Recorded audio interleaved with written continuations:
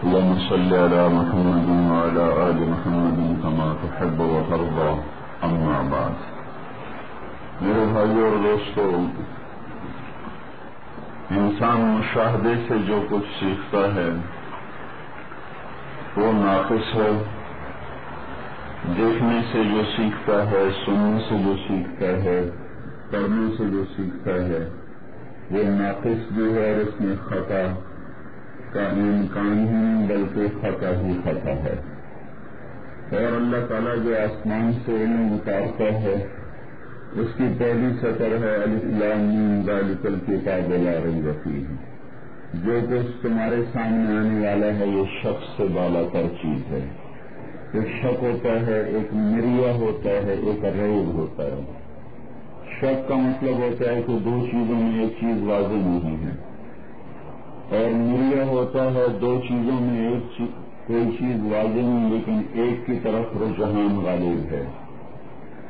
اور ریب ہوتا ہے کہ دو چیزوں میں تھوڑا سا تردد ہوا، پھر فوراً ایک کا حق ہونا واضح ہو گیا.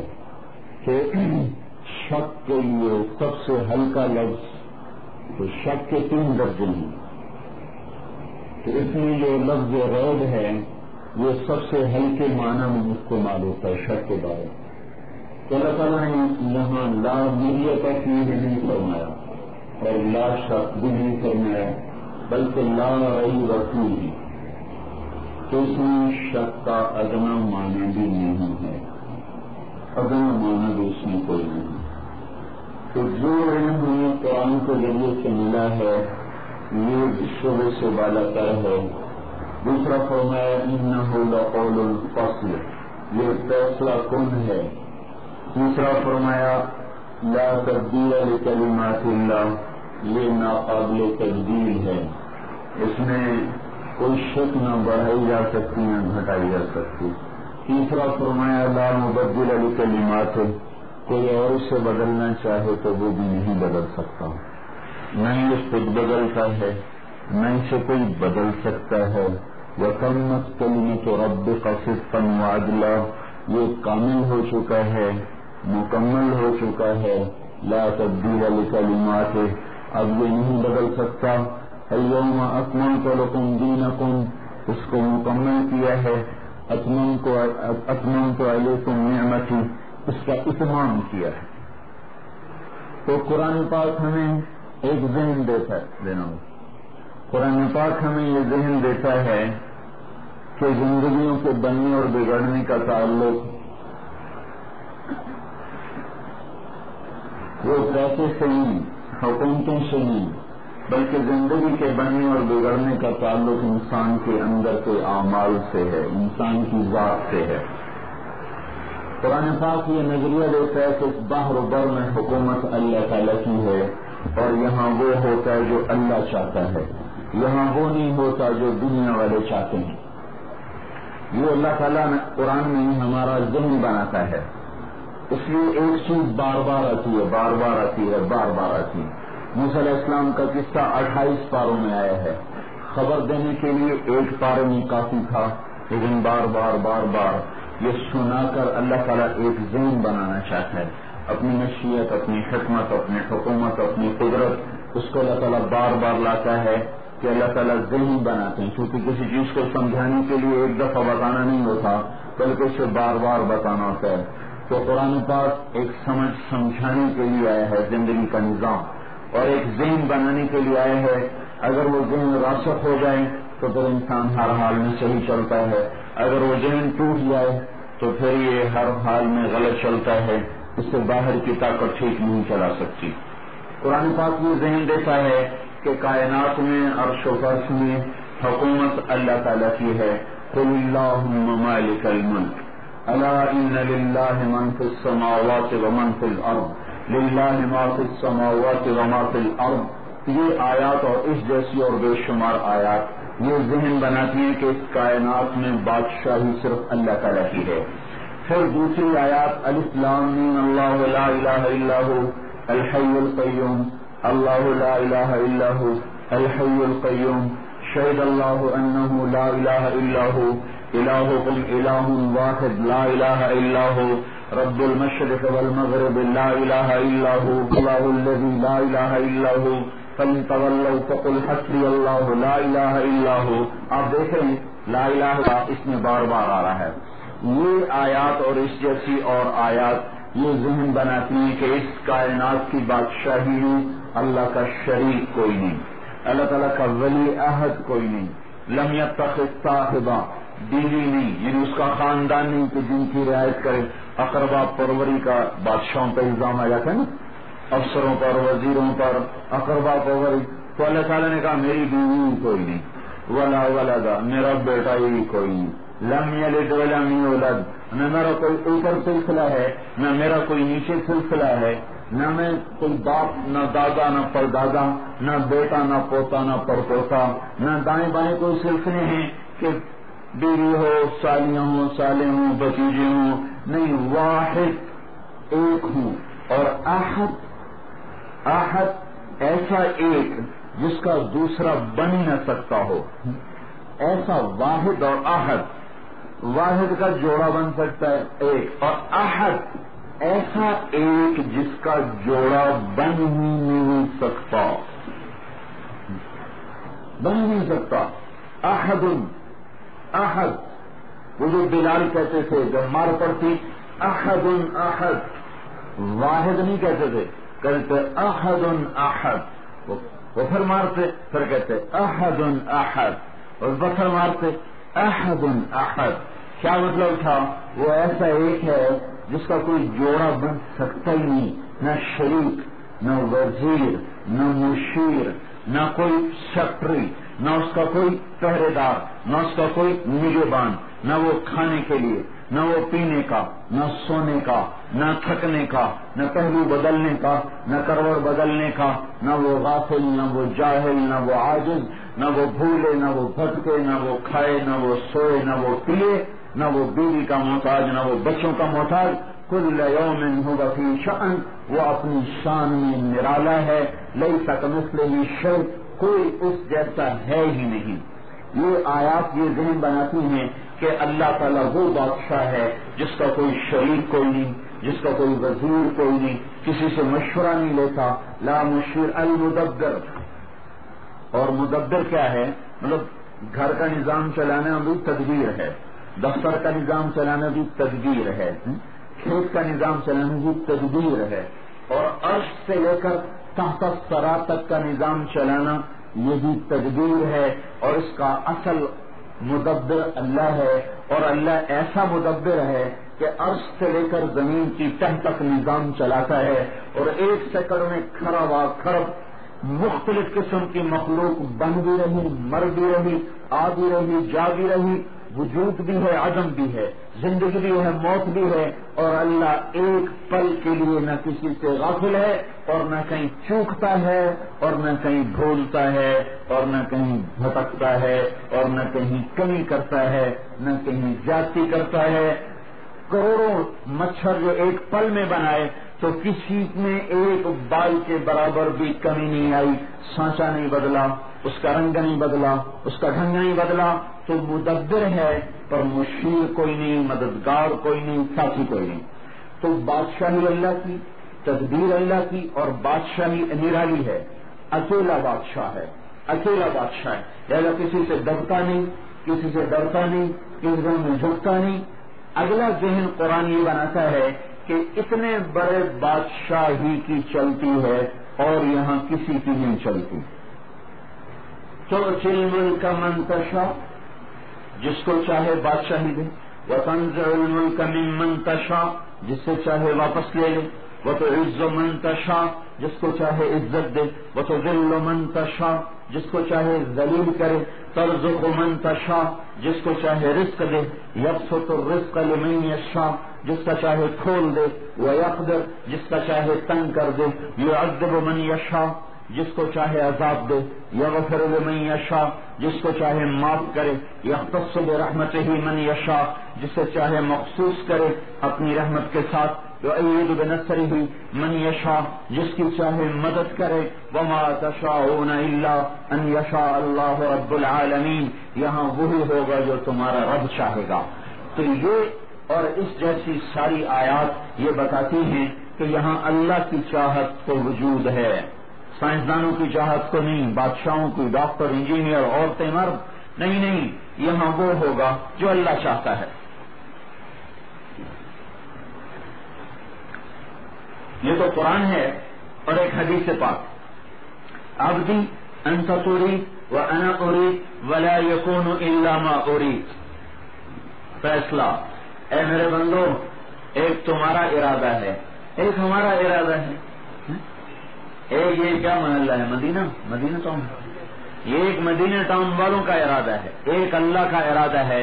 یہاں وہ ہوگا جو اللہ چاہتا ہے، یہاں وہ نہیں ہوگا جو مدینہ ٹاؤن والے چاہتے ہیں۔ لا یکون الا ما ارید۔ تب ہم کیسے اپنی ضرورتیں پوری کریں، خواہشات کیسے پوری کریں، اپنی چین و سکون کہاں سے حاصل کریں؟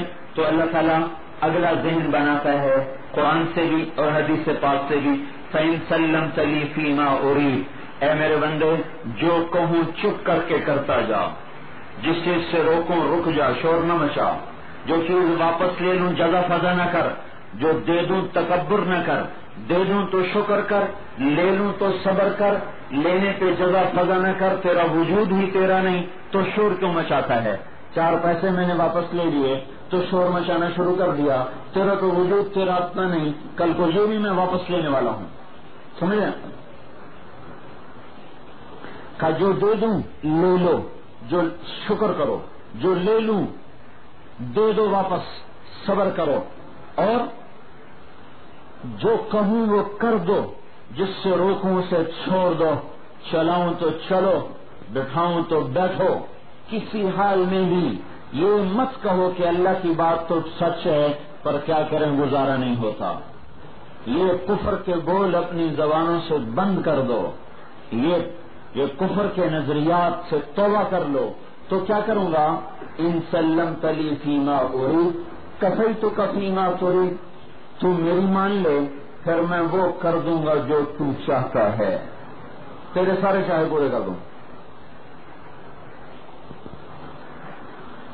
ہر چاہا تیرا پورا کر دوں گا۔ وَإِن لَمْ تُسَلِّمْ لِي فِيمَا أُرِيدُ، اور اگر تو نے وہ نہ کیا جو میں چاہتا ہوں تو کیا کروں گا؟ أَتَعَبْتُكَ فِيمَا تُرِيدُ، میں تجھے تھکا دوں گا۔ وَلَا يَكُونُ إِلَّا مَا أُرِيدُ، اور پھر بھی ہوگا وہ جو میں چاہتا ہوں، تیرا چاہا پھر بھی پورا نہیں ہوگا۔ تو قرآن میرے بھائیو ایک ذہن دیتا ہے کہ بادشاہی اللہ کی، حکومت اللہ کی، مشیت بھی اللہ کی، وہ ہوگا جو اللہ چاہتا ہے۔ ہم اپنی چاہتیں پوری کرنے میں بڑے کمزور ہیں، ضرورت کا ٹوٹنا تو بڑی بات ہے، اگر خواہش بھی پوری نہ ہو تو ہم بے چین ہو جاتے ہیں۔ روٹی تو ضرورت ہے، چائے تو ضرورت نہیں، خواہش ہے، چائے نہ ملے تو پریشان بیٹھو، سر میں درد ہو رہا ہے، حالانکہ چائے وہ زندگی کی ضرورت نہیں، خواہش ہے۔ سگریٹ نہ ملے تو پریشان بیٹھو، نسواری کو نسوار نہ ملے تو پریشان بیٹھا ہے۔ اتنے ہم کمزور ہیں اپنی خواہشات میں، ضروریات میں۔ تو ایک طریقہ اللہ بتا رہا ہے، وہ بتا رہا ہے کہ جو میں کہوں وہ کرتے جاؤ، جس سے روکو اس سے روک دو، اس سے رک جاؤ۔ تو کیا کروں گا؟ کفیتک فیما ترید، جو تم چاہو گے وہ سب ہو جائے گا۔ یہ ہم نظریاتی طور پر تو اس کو مانتے ہیں، لیکن ابھی یہ نظریہ یہاں سے یہاں نہیں آیا۔ جیسے ہمیں آگ کو دیکھا ہوا ہے کہ اس میں گرنے والا جل جاتا ہے، تو ہم اس کو نظریاتی طور پر بھی جانتے ہیں اور دل کے یقین سے بھی جانتے ہیں کہ آگ کے قریب جانا ہلاکت ہے، لہذا نہ بچا جاتا ہے نہ بڑھا جاتا ہے۔ اور جھوٹ بولتے ہوئے، جھوٹ کوئی کبیرہ گناہ، جھوٹ کی مثال سے کوئی کبیرہ گناہ انسان کرے اور توبہ نہ کرے تو جہنم کی طرف وہ بڑھ جاتا ہے۔ تو اس کو ہم نظریاتی طور پر جانتے ہیں کہ اگر نماز چھوڑ دی تو جہنم ہے، اگر جھوٹ بولا تو جہنم ہے، اگر سود کھایا تو جہنم ہے، اگر رشوت لی تو جہنم ہے، کسی کا حق مارا تو جہنم ہے۔ لیکن یہ نظریہ دماغ سے سفر کر کے ابھی دل میں نہیں اترا، اس لیے یہ نظریہ ہمارے عمل پہ اثر انداز کوئی نہیں، اور وہ نظریہ ہمارے عمل پہ اثر انداز ہے کہ آگ کے قریب نہیں جانے دیتا، سانپ کے قریب نہیں جانے دیتا، بچھو کے قریب نہیں جانے دیتا، ٹھاٹھیں مارتے پانی میں نہیں جانے دیتا. کس لیے؟ کہ دل تک اترا ہوا ہے. اور جو میں نظریہ پیش کر رہا ہوں، میں نہیں، مطلب جو قرآن پیش کر رہا ہے، میں تو خالی ترجمہ کر رہا ہوں، وہ دماغ میں موجود ہے، دل میں کوئی نہیں. اور جب تک دل میں نہ اترے زندگی نہیں بدلتی. تبلیغ میں نکلنے کو جو کہہ رہے ہیں، یہ جو نظریاتی طور کا اسلام ہے، یہ کیفیاتی اسلام بن جائے اور دل کی گہرائیوں میں جا کر بیٹھ جائے اور ہمیں حلال پہ لے آئے، حرام سے روک دے. اس کے لیے نکلنے کی محنت ہے، اور اس کے لیے گھر چھوڑوانے کی محنت ہے کہ جب تک آدمی گھر نہ چھوڑے نظریات نہیں بدلتے، یعنی محنت نہ کرے نظریات نہیں بدلتے. 300 سال محنت کر کے ہمیں دنیا سے متاثر کیا گیا ہے اور ہمارے اندر دنیا کی عظمت بٹھائی گئی ہے. اب اس کو اندر سے نکالنے کے لیے بھی اتنی ہی محنت کی ضرورت ہے. تو میرے بھائیو، قرآن پاک یہ بتاتا ہے کہ کائنات اللہ کی، حکومت اللہ کی، مشیت اللہ کی، فیصلے اللہ کے، لہذا اللہ کی مان لو. اس کی مانے بغیر کوئی چارہ نہیں. اپنی محنتوں سے، اچھا ماننے میں نہ ماننے میں، مطلب اللہ تعالیٰ کے لیے میرے اور اللہ کے درمیان جو رکاوٹ ہے وہ ہمارے علم، ہماری کھیتیاں، ہماری زراعت، ہماری خواہش، ہماری ذات، ہماری ہستی. تو اللہ تعالیٰ جگہ جگہ اس کی نفی فرماتا ہے، ہماری حقارت خود ہمارے اندر بٹھاتا ہے. جس چیز کو اب حقیر سمجھیں گے اس سے تو اثر نہیں لیں گے نا. اب مچھر سے اثر لیں گے، مچھر کی رعایت کریں گے، مچھر کو تو ہم مارتے ہیں. تو اللہ تعالیٰ ہماری حقارت ہمارے ذہن میں بٹھاتا ہے. الم یکن نطفۃ من منی یمنی، جانتے ہو تم کو کس پانی سے بنے ہو؟ الم نخلقکم من ماء مہین، ہم نے تمہیں ناپاک پانی سے نہیں بنایا. من ماء دافق، من نطفۃ امشاج، من منی یمنی، من حمأ. ان آیات کا خلاصہ یہ ہے کہ تمہاری ذات بقیر ہے، لہذا اللہ کے مقابلے میں اپنے کو سامنے مت رکھو. پھر آدمی کو اپنے علم پہ دھوکا ہو تو اللہ تعالیٰ فرماتا ہے وما اوتیتم من العلم الا قلیل انہ کان ظلوما جہولا. تم ظالم ہو، ان پڑھ ہو، لہذا اللہ کے مقابلے میں اپنے سامنے مت رکھو. اللہ ہماری ذات پر بھی تاثر بھی مٹاتا ہے، جو کچھ ہم جانتے ہیں اس کی بھی نفی کرتا ہے. یہ چیز ہے دنیا. تو اللہ تعالیٰ فرماتا ہے یہ دھوکے کریں، یہ دار الغرور ہے، چھر کا پر ہے، لابی جناح بعود ہے، ککڑی کا جالا ہے، کبھی کبوت ہے. لہذا اس دنیا کی خاطر اپنے ناراض مت کرو، اپنے اللہ بن جاؤ. اور اللہ کا بننے کے لیے اللہ تعالیٰ نے کام بڑا آسان رکھا ہے کہ جو کچھ ہو گیا اس سے توبہ کرے اور آئندہ وہ کرے جو اللہ چاہتا ہے. توبہ اللہ کو ایسی پسند کہ ساری زمین گناہوں سے بھر دے، سارا آسمان گناہوں سے بھر دے، پھر ایک بار یا اللہ غلطی ہو گئی معاف کر دے تو اللہ تعالیٰ وہیں سارے ہی معاف کر دیتا ہے اور دوبارہ پوچھتا بھی نہیں کہ توبہ کچی ہے یا پکی ہے. ماں تو پوچھتی ہے آئندہ تو نہیں کرو گے نا، آئندہ تو غلطی نہیں کرو گے. باپ بھی پوچھتا ہے آئندہ تو غلطی نہیں کرو گے نا. استاد بھی پوچھتا ہے، لیکن اللہ پوچھتا ہی نہیں کہ آئندہ تو غلطی نہیں کرو گے، اسی لفظ پہ کہتا ہے جاؤ معاف کر. یا ابن آدم ما دعوتنی ورجوتنی غفرت لك على ما كان منك ولا ابالی. اے میرے بندے، جب تک مجھ سے حیا کرے گا، میرا خیال رکھے گا، مجھ پہ امیدیں رکھے گا تو فکر نہ کر، میں تیرے گناہ دھوتا رہوں گا. یا ابن لو بلغت ذنوبك عنان السماء ثم غفرت لك ولا ابالی. اے میرے بندے کر کہ زمین بھر دے، مدینہ ٹاؤن نہیں 7 اعظم کو گندا کر دے، اور گندا ہی نہ کر بلکہ ان کو دے، ہمالیہ پہاڑ سے بھی اوپر چلے جائیں اور پھر آسمان کی وسعتوں کو بھر دیں اور پہلے آسمان چھت کے ساتھ جا کر تیرے گناہ ٹکرا جائیں. اتنے گناہ کرنے کے لیے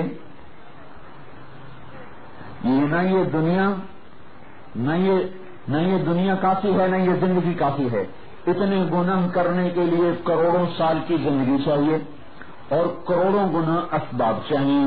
پھر بھی میں یہ کہتا ہوں اگر ساری آدم علیہ السلام کی اولاد خدا نخواستہ کافر ہو جائے اور سارے شیطان بن جائیں، آنے والے مرے ہوئے موجودہ، اور یہ سب مل کر گناہ کریں، کروڑوں نہ کریں، تو بھی اتنے نہیں ہو سکتے کہ آ جائیں۔ لیکن اللہ تعالیٰ یوں فرماتے ہیں تم میں کوئی ایک شخص اتنے گناہ کرے کہ آسمان تک دے، پھر ایک دفعہ کہہ دے یا اللہ معاف کر دے، تو میں وہیں سارے معاف کر، کوئی پرواہ نہیں ہوگی۔ اچھا، یہاں توبہ کر کے اٹھا، وہاں جا کے توڑ دی، پھر گھر جا کے توبہ کر لی، تو اللہ تعالیٰ پھر اس توبہ کو اتنا ہی قبول کرتا ہے جتنا پہلی کو کیا تھا۔ اگر دن میں 100 دفعہ توبہ ٹوٹی اور 100 دفعہ سچے دل سے توبہ کی تو 100 کے 100 دفعہ اللہ تعالیٰ اس طرح قبول کرتا ہے جیسے توبہ کو قبول کیا، اور ایسے قبول کرتا ہے ان استقالنی اقوت لہ۔ تو دوبارہ آتا ہے نا جوڑ بٹھانے، تو اللہ تعالیٰ فرماتا ہے میں ایسا دکھاتا ہوں کہ وہاں ویلڈنگ کا نشان بھی نظر نہیں آتا، پھر ایسی توبہ قبول کرتا ہوں وہاں نشان بھی نہیں نظر آتا کہ یہاں کوئی گناہ تھا، ایسا دفتر صاف کر دے۔ تو بھائیو، ایک تو اللہ کو سب کچھ جان کر اس کے سامنے جھکنا، پھر جو کچھ ہوا ہے اس پہ توبہ کرنا، یہ اللہ تعالیٰ کو بہت پسند ہے۔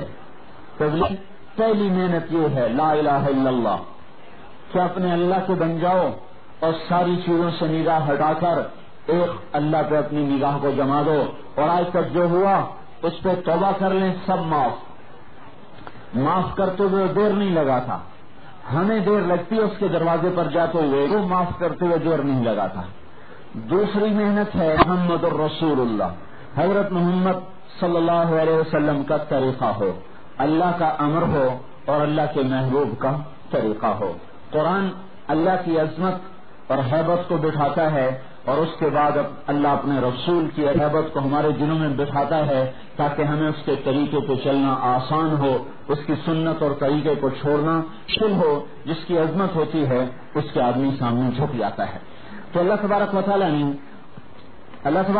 نے حضرت محمد صلی اللہ تعالی علیہ وسلم کی عظمت پاک میں جو ہمارے دلوں میں اتارا ہے، کسی نبی کی ایسی عظمت بیان نہیں ہوئی، کسی نبی کا بیان ہوا، کسی نبی کو اس طرح اللہ تعالیٰ نے مقام نہیں دیا جو اللہ تعالیٰ نے حضرت محمد صلی اللہ تعالی علیہ وسلم کو عطا فرمایا، تاکہ دنیا کے انسان آپ کے طریقے پر محسوس کریں، ذلت محسوس نہ کریں، آپ کے پر چلنے میں عزت نظر آئے، ذلت نظر نہ آئے۔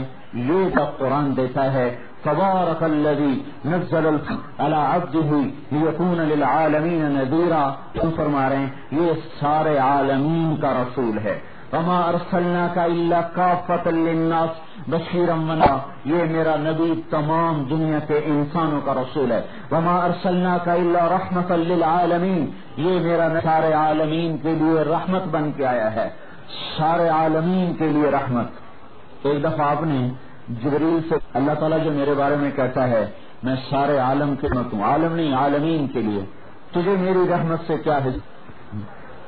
جبریل کو آپ نے فرمایا تجھے میری رحمت سے کیا حصہ ملا ہے؟ وہ کہنے لگے یا رسول اللہ مجھے بھی اپنے بارے میں دوزخ کا ڈر رہتا تھا کہ کہیں دوزخ میں نہ ڈال دیا جاؤں، آپ کی بارگاہ میں وہی لاتے لاتے اللہ تعالیٰ نے میری یہ تعریف کی ہے، اس کے بعد سے مجھے بھی امن ہو گیا کہ مجھے اللہ دوزخ میں نہیں ڈالے گا۔ مجھے آپ کی رحمت سے یہ نہیں، اللہ تعالیٰ نے میرے بارے میں کہا انہ لقول رحیم ذی قوت عند ذی العرش مکین مطمع امین، یہ اللہ تعالیٰ نے میری صفات بیان کی ہیں، برکت سے اللہ تعالیٰ نے جو میری تعریف کی ہے تو مجھے اطمینان ہے کہ اب میں دوزخ میں نہیں جاؤں گا۔ تو آپ کی رحمت ہمارے لیے نہیں تھی بلکہ بحر و بر کے لیے اور قائم تمام انسانوں کے لیے تھی۔ سارے عالم کے نبی بن کر آئے، سارے انسانوں کے نبی بن کر آئے، اور کامل اور اک بن کر آئے کہ اللہ جل جلالہ نے آپ حضرت جل تعالیٰ فرماتی ہیں کہ یوسف علیہ السلام کو دیکھ کر تو عورتوں نے اپنے ہاتھ کاٹ لیے تھے، اگر میرے محبوب کو دیکھتی تو ان کی چھریاں ان کے سینے جاتی۔ اور فرمایا 12 ایسے کہ گھر میں سوئی سے کپڑا سیرے، گھر میں چراغ تو ہوتا نہیں تھا، اندھیرا ہوتا تھا، پھر اب پٹرول نہیں، مل ہی نہیں رہی، اتنے میں اللہ کے رسول تشریف لائے تو آپ کے چہرے سے نور مگانے لگتی تھی اور آپ کی شعاؤں سے وہ سوئی تھے۔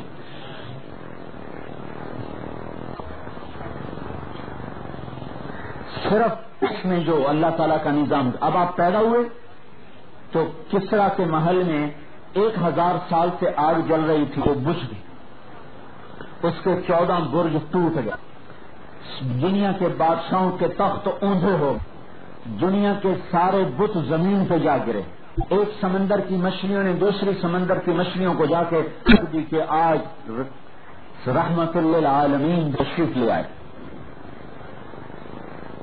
ختنے سمیت پیدا ہوئے، آپ کا ختنہ نہیں کیا گیا، بچے کا کاٹا جاتا، آپ کا ناف کٹایا آیا اور آپ وجود میں آئے، باہر آئے، اور آتے ہی آسمان کی طرف اٹھائی تو حضرت آمنہ پر سارا آیا، آپ نے مشرق مغرب شمال جنوب ساری دنیا کو اپنے گھجرے میں بیٹھ کے دیکھا، اور جب گود میں لیا تو آسمان سے ایک بادل اترا، اس بادل نے آپ کو اندر چھپا دیا، اور اندر سے آواز آئی طوفوا به مشارق الارض ومغاربها، اس بچے کو مشرق مغرب شمال جنوب لیعرفوا باسمه، تاکہ جہان اس کا نام جانے، ونعته اس کی صفات جانے، وصورته اس ذات کو جانے کہ یہ کون آیا ہے، وآتوه خلق آدم اسے آدم علیہ السلام کے اخلاق دو، وتشریف اور شیف علیہ السلام کی معرفت دو، وشأنوہ اور نوح علیہ السلام کی بہادری دو، وخلت ابراہیم علیہ السلام کی دوستی دو، واستسلام اسماعیل علیہ السلام کی قربانی دو،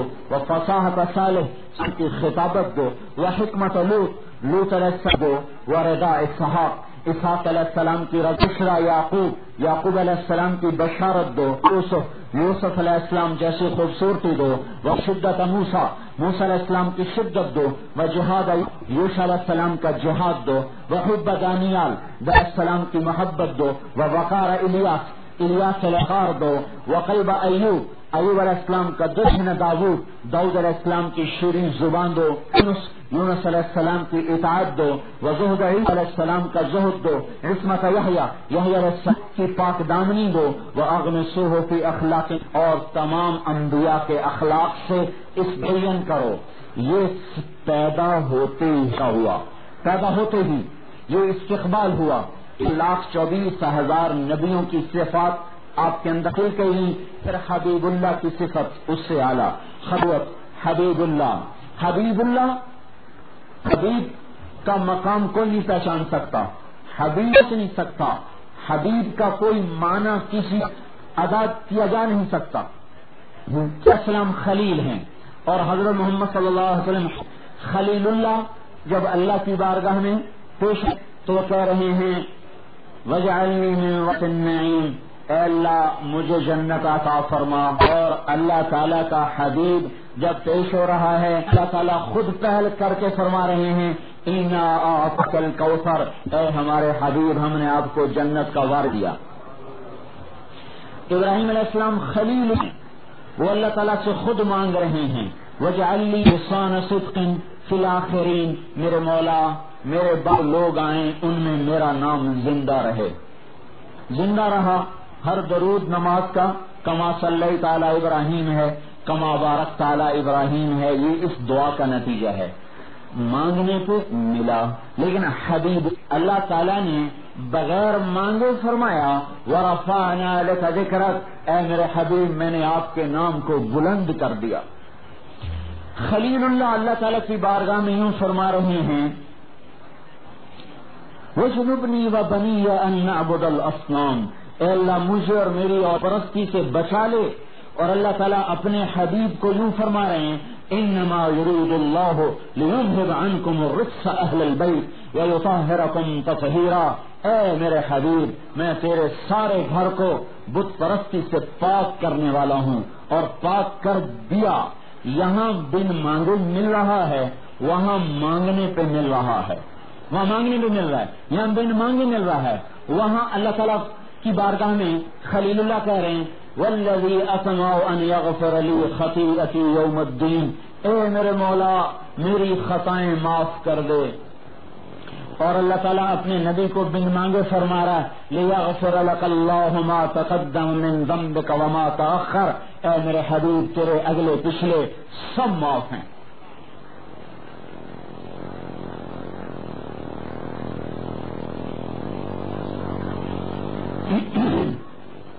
کلیم اللہ، کلیم اللہ، خلیل اللہ، حبیب اللہ۔ کلیم اللہ کہہ رہے ہیں رب اشرح لی صدری، اے مولا میرا سینہ کھول دے، اور اللہ نے کھول دیا۔ اور اللہ حبیب اللہ کو بن مانگے فرما رہے ہیں الم نشرح لک صدرک، اے میرے حبیب ہم نے آپ کا کھول دیا۔ اللہ کہہ رہے ہیں ویسر لی امری، یہ آسان کر، مانگ رہے ہیں۔ اور اللہ کو بن مانگے کہا جا رہا ہے ووضعنا الذی انقض ظہرک، اے میرے حبیب میں نے تجھ ہٹا دیے، تیرا کام آسان کر دیا۔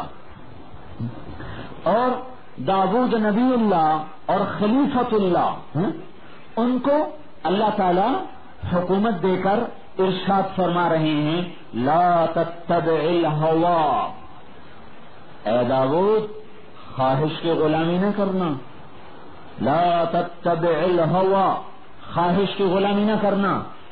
ان کو تو حکم دیا اور حبیب اللہ کی صفائی پیش کی، کیا کہا والنجم اذا ہوا، اور صفائی جو پیش کی ہے نا پوری جیسے عدالتوں میں ہوتی ہے، قسم کھائی، جیسے ہمارے ہاں قسم کھا کر صفائی نہیں پیش کی جاتی۔ اللہ تعالیٰ کو قسم کھانے کی کیا ضرورت ہے؟ ہمارے ذہنوں پہ ہتھوڑا مار رہا ہے، دیکھو میرے حبیب کا مقام کیا ہے، پھر بھی تم اس کی سنت کے خلاف کرتے ہو۔ یہ کتنا جملہ ہمارے ماحول میں ہے کہ یہ سنت کی کوئی بات نہیں، کرو تو ثواب ہے، نہ کرو تو گناہ کوئی نہیں۔ یہ پتہ نہیں مفتی کہاں سے پیدا ہو جاتے ہیں، ہمیں تو سال ہو گئے پڑھتے پڑھتے ابھی مفتی نہیں بنے، یہ مفت کے مفتی ہیں۔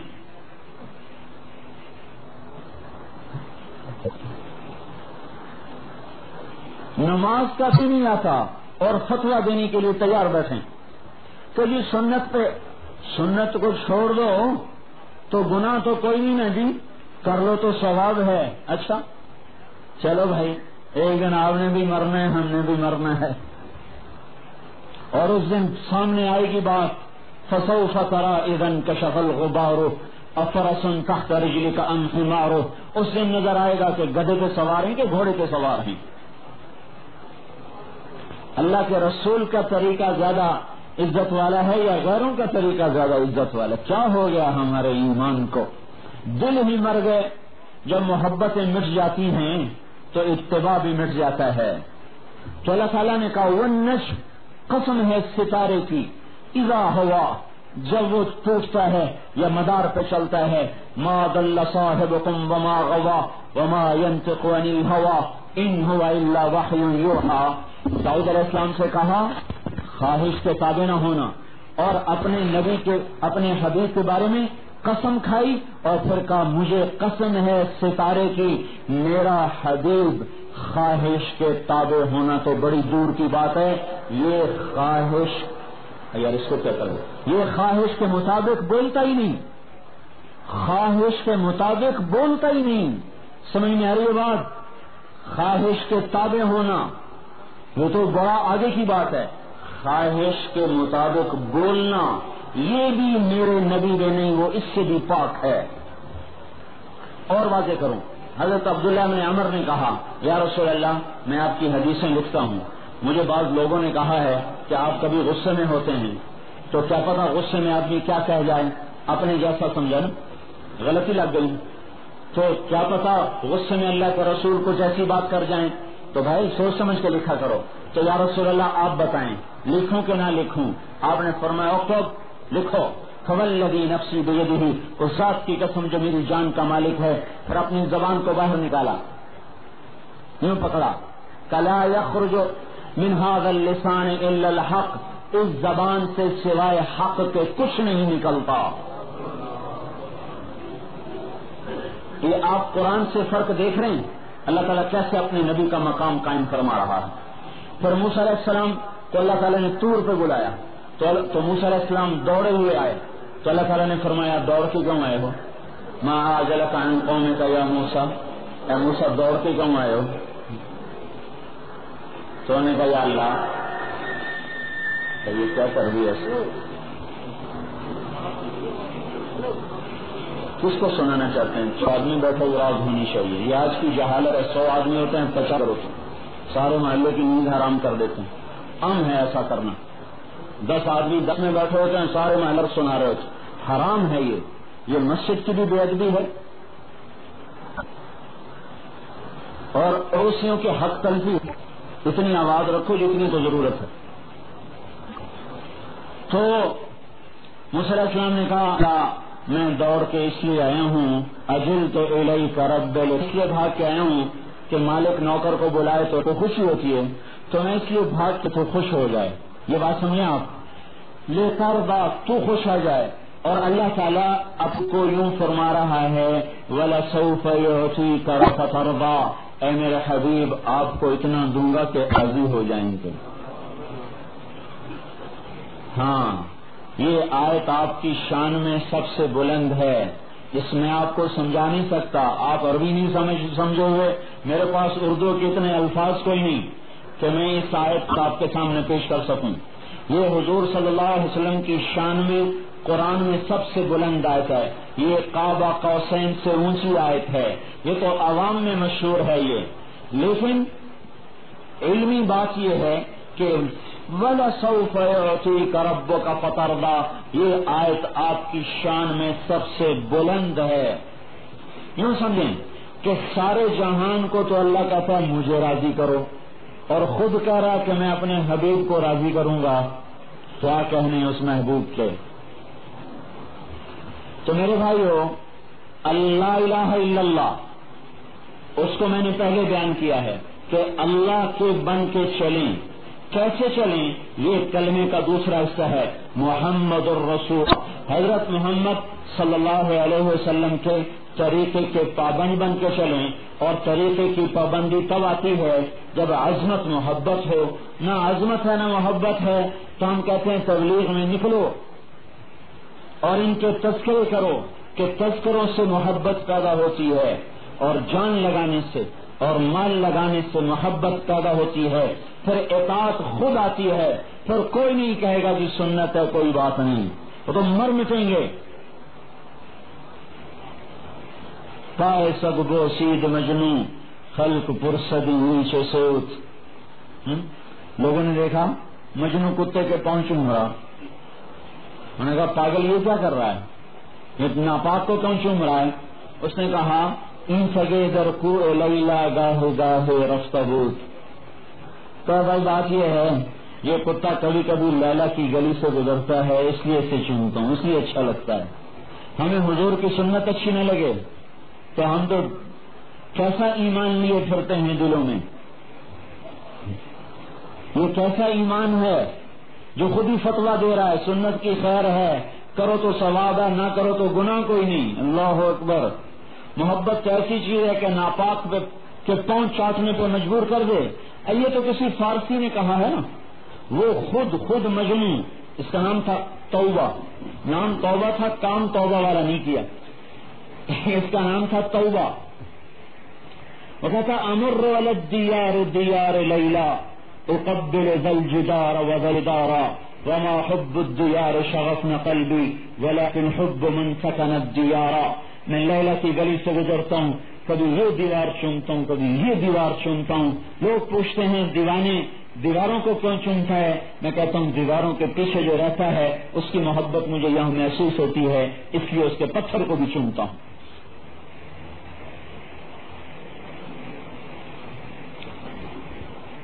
محبت مشقت اور قربانیوں کے ساتھ اترتی ہے.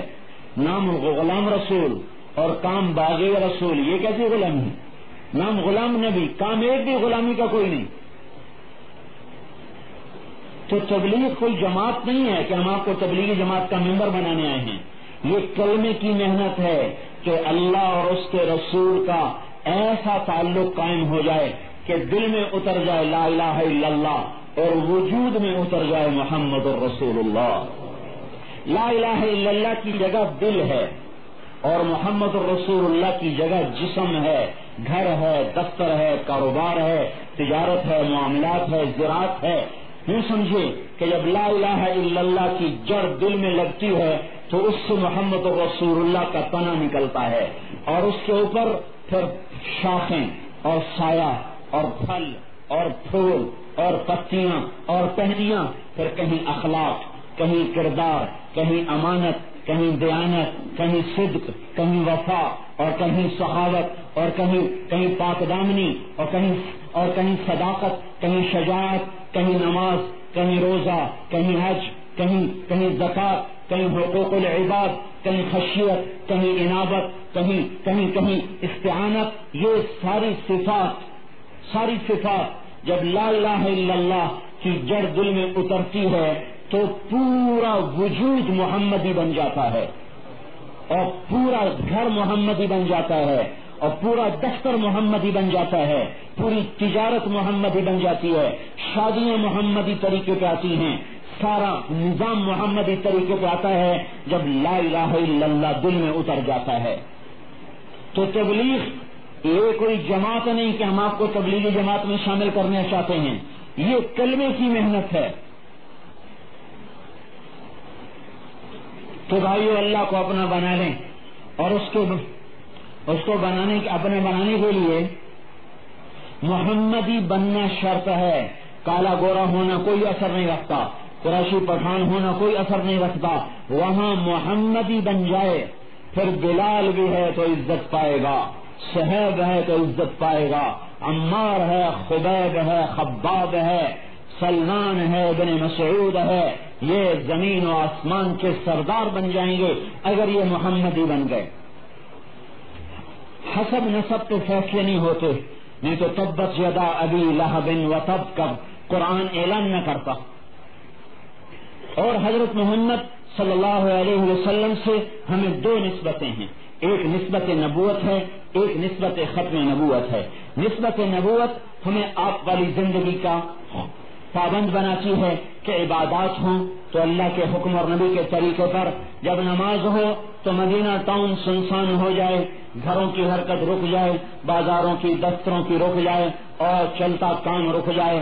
اللہ اکبر کی صدا سارے مردوں کو مسجد کی طرف دوڑائے اور ساری عورتوں کو مصلی کی طرف دوڑائے، اور سب کے کام رک جائیں.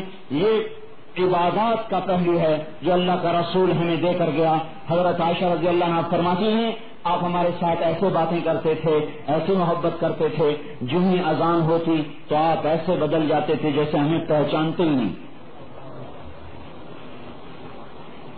پھر مال کا حق ہے کہ اگر اللہ نے رزق دیا تو زکوٰۃ ادا کرے، زمین ہے تو عشر ادا کرے، نماز سے، روزے سے، حج سے، زکوٰۃ کا فریضہ اگر ناقص رہ گیا تو آگ سے نہیں بچ سکتا. یہ مال کا حق ہے. بشر حافظ ہے نا، ان سے کسی نے پوچھا زکوٰۃ کتنی ہوتی ہے؟ کہیں گے تمہارے لیے 40 روپے پہ 1 روپیہ اور میرے لیے 40 روپے پہ 41 روپے. کہیں گے وہ کیسے؟ کہ تمہارے لیے تو 40 پر 1، 80 پہ 2، 100 پہ 2.5، اور میرے لیے 41. 40 تو اسی ہے کہ جو پڑے ہوئے وہ خرچ کیے، اور 41واں اسی ہے کہ یہ 40 جمع ہونے کا انتظار کیوں کیا تھا، اس کے جرمانے میں 41واں روپیہ میرے لیے ہے. اس کے نزدیک ایک دن کی رکھ لو، کل کی ساری خرچ کر دو. آپ باغ میں تشریف لائے تو گری پڑی کھجوریں کھانے لگے. عبداللہ بن عمر ساتھ تھے. آپ نے کہا عبداللہ کھاتے نہیں؟ کہا یا رسول اللہ مجھے بھوک نہیں. آپ نے ارشاد فرمایا مجھے بھوک ہے، آج 4تھا دن ہے میں نے کچھ نہیں کھایا. اور اے عبداللہ وہ کیا دن ہوگا جب میری امت کے گھر میں 1 سال کی روٹی پڑی ہوگی، پھر بھی روزی کے بارے میں شک کریں گے کہ کہاں سے کھائیں گے، کہاں سے کھائیں گے. اور یاد رکھو عبداللہ، نہ میں کوئی خزانہ جمع کروں گا، نہ کوئی درم جمع کروں گا، نہ کوئی دینار جمع کروں گا، نہ کل کے لیے کچھ بچا کے رکھوں گا. آپ تشریف لائے تو بلال رضی اللہ عنہ آپ کے خزانچی تھے، تو دیکھا ڈھیر پڑا تھا اوپر چادر پڑی ہوئی. تو آپ نے کہا بلال کیا ہے؟ کہ یا رسول اللہ کھجوریں ہیں کل کے لیے رکھی ہوئی ہیں. کان فقیا بلال ولا تخش من عامن بالعرش اقلالا، اے بلال جا خرچ کر دے اور عرش والے سے تنگی کا ڈر نہ کر. تو عبادات میں صرف نماز نہیں، مال کی عبادت زکوٰۃ ہے. سونا ہے عورتیں زکوٰۃ نہیں دیتی، وہی سونا ان کے لیے سانپ بن جائے گا. پیسہ ہے گن کے زکات نہیں دے. بھائی ہم نکالتے رہتے ہیں. بھائی گنو کتنے ہیں, اس کی زکات گن کے دو. پھر جھکتا تو لو کہ زکات دینے والا سخی نہیں ہوتا. اور اللہ تعالیٰ نے جنت الفردوس کو جب بنایا تو کہا بولو, انہوں نے کہا افلح المؤمنون, ایمان والے فلاح پا گئے. اللہ تعالیٰ نے کہا میری عزت کی قسم تیرے اندر بخیل داخل نہیں ہوگا. سمجھے بھائی, بخیل داخل نہیں ہوگا. زکات دینے والے کو سخی نہیں کہتے, وہ تو فرض ادا کر کے نکل گیا, بخل سے نکل گیا, سخاوت میں نہیں آیا. اور اللہ تعالیٰ کو سخی محبوب ہے, پسند ہے. شیطان نے کہا عبادت گزار بخیل سے نہیں ڈرتا ہوں, فاسق فاجر سخی سے ڈرتا ہوں. تو یہ مال کا حق ہے. پھر اللہ تعالیٰ کے نبی کی طرف سے ہمیں اخلاقیات ملے کہ ہمارا معاشرہ آج کا انتقامی معاشرہ ہے. بھائی بھائی کو معاف کرنے کو تیار نہیں, خامند بیوی کو معاف کرنے کو تیار نہیں, بیوی خامند کو معاف کرنے کو تیار نہیں. اور اللہ تعالیٰ کے نبی نے ہمیں اخلاق سکھائے اور معاشرہ دیے جس کی 3 بنیادیں بنائیں. کتصل من قطعک, میرے اخلاق یہ ہیں کہ جو توڑے اس سے جوڑو. وتعطی من حرمک, میرے اخلاق یہ ہیں جو نہ دے اس کے گھر جا کے دو. وتعف عن من ظلمک, جو ظلم کرے اسے معاف کر دو. یہ میرے اخلاق ہیں. اور آپ نے کہا میں ضامن ہوں, تم یہ 3 باتیں اپنا لو, جنت الفردوس میں گھر لے کے دے دوں گا. یہ وعدہ نماز پہ نہیں ہے, یہ وعدہ اخلاق پہ ہے کہ اپنے اخلاق بلند کرو اور جنت الفردوس میں اللہ تعالیٰ سے گھر لے لو. ایک صحابی آیا, سامنے بیٹھا, یا رسول اللہ دین کسے کہتے ہیں؟ آپ نے کہا اچھے اخلاق. وہ یہاں سے اٹھا ادھر آ کے بیٹھا, یا رسول اللہ دین کسے کہتے ہیں؟ آپ نے فرمایا اچھے اخلاق. پھر یہاں سے اٹھا ادھر آ کے بیٹھا, یا رسول اللہ دین کسے کہتے ہیں؟ آپ نے فرمایا اچھے اخلاق. پھر یہاں سے اٹھا پیچھے آ کے بیٹھا, یا رسول اللہ دین کسے کہتے ہیں؟ تو آپ نے یوں مڑ کے دیکھا, بھائی تو کب سمجھے گا؟ دین یہ ہے کہ غصے نہ ہوا کر, وہ بھی اخلاق. ہمارا تو انتقامی معاشرہ ہے. اگر میاں کی کسی سے لڑائی ہو جائے نا تو بیوی سے کہتا ہوتے گھر تو نہیں جانا, نہیں تو ٹنگا باندھ دے سو. اور بیوی کی کسی سے لڑائی ہو جائے تو وہ خامن سے کہتی اگر تو اس کے گھر میں گیا تو یہ روٹی نہیں پکا کے دوں گی. یہ انتقامی اخلاق ہیں. بیٹی کا قاتل حبار بن اسود, حضرت زینب کو برشا مالنے والا, مکے میں آیا, یا رسول اللہ معاف کر دیں. آپ نے کہا جاؤ معاف کیا. چچا حضرت حمزہ کا قاتل, سب سے زیادہ دنیا میں جو آپ کو دکھ پہنچا ہے روحانی طور پر وہ حضرت حمزہ کی شہادت کا پہنچا ہے کہ آپ اتنا روئے کہ آپ کی ہچکیاں لگ گئیں, یہاں تک کہ جبریل کو بھاگنا پڑا. یا رسول اللہ اللہ نے بھیجا ہے, کہہ رہے ہیں غم نہ کر, رو نہیں, میں نے حمزہ کو عرش لکھا ہے. حمزہ تو اسد اللہ و اسد رسولہ, حمزہ اللہ اس کے رسول کا شیر ہے. اس کا قاتل مدینے میں مسلمان ہو کر آ کر معافی مانگی, صحابہ اٹھے قتل کرنے کے لیے, آپ نے کہا پیچھے ہٹ جاؤ, کلمہ پڑھ چکا ہے, ہم نے معاف کیا.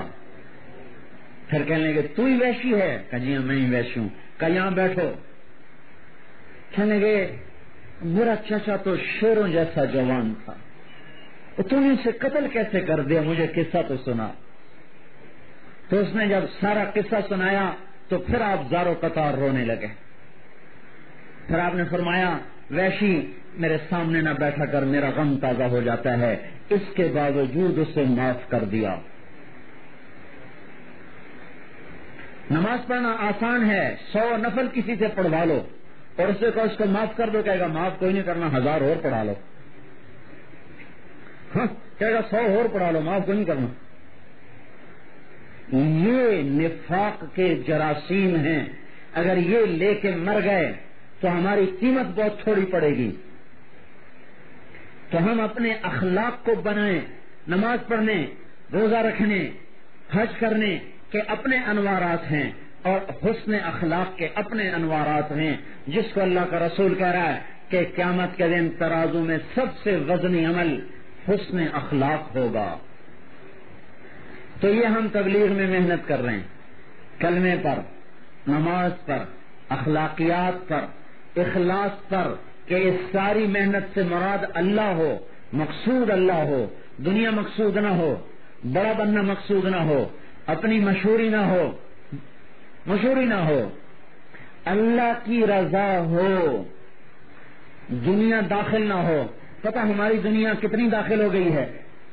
مسجد میں جو ہے نا، نماز کا کیلنڈر لا کر لٹکائیں گے، نمازوں کے اوقات، نیچے لکھا ہوگا مون الیکٹرک سٹور مدینہ ٹاؤن۔ کیا مطلب؟ مسجد میں بھی کاروبار کر گئے کہ ہماری دکان سے سودا لو۔